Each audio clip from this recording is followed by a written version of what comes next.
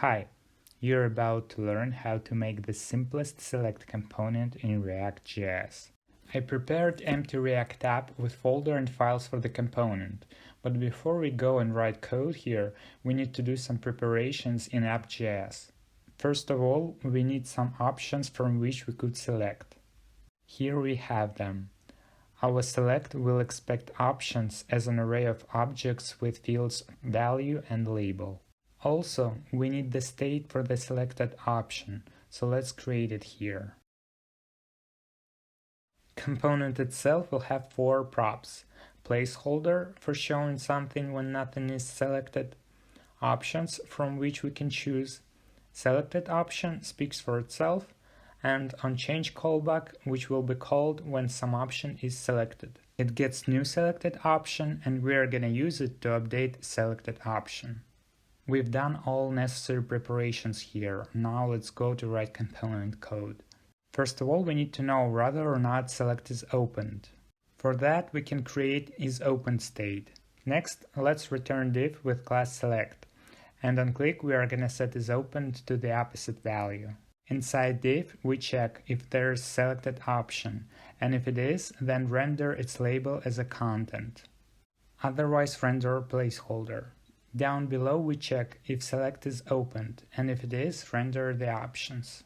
Options are gonna be the list that we create by mapping through props.option.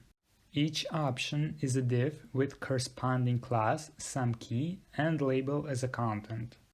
When we click on an option, we call onChange callback with this particular option. At this point, we added enough logic. Now we can add some styles to make it look pretty.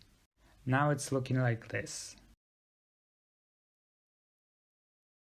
Here I use styles that I came up with, but you can use your own.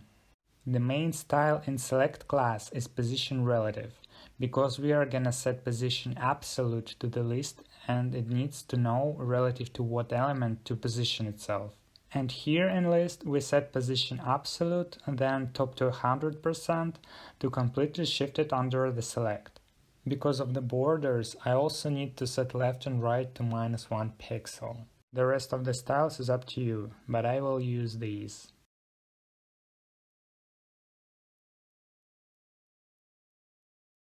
Well, we're almost done. Last thing that left to do is to close select when you click outside of it.